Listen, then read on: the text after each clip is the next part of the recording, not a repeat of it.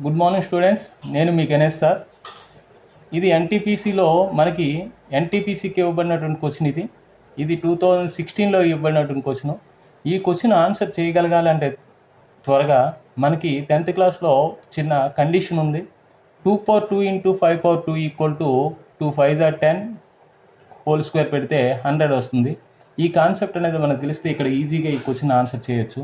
ఇక్కడ 64ని ఏ విధంగా రాయొచ్చు, 2 power 6 అని రాయొచ్చు, ఇంటూ ఇక్కడ 5 power 4 మైనస్ 5 power 4 ఇంటూ 16 ఏ విధంగా రాయొచ్చు, మనం 16ని 2 power 4 అని రాయొచ్చు.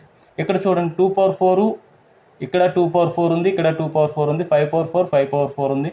ఇప్పుడు 2 power 4 ఇంటూ 5 power 4ని కామన్ తీసినట్టయితే మనకి ఇందులో ఇంకా 2 స్క్వేర్ ఉంటుంది.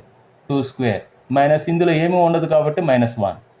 ఇక్కడ చూడండి 2 power 4 ఇంటూ 5 power 4 అంటే 2 power 4 ఇంటూ 5 power 4 అంటే మనకి దట్ ఈక్వల్ టు 10 power 4 అనమాట.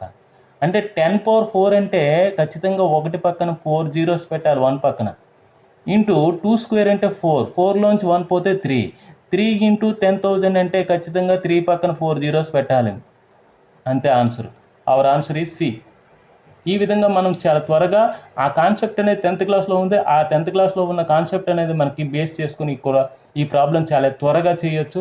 కాబట్టి ఈ వీడియోస్ అన్నీ మీకు నచ్చినట్టయితే ఖచ్చితంగా సబ్స్క్రైబ్ చేయండి. అదేవిధంగా బెల్ ఐకాన్ క్లిక్ చేయండి.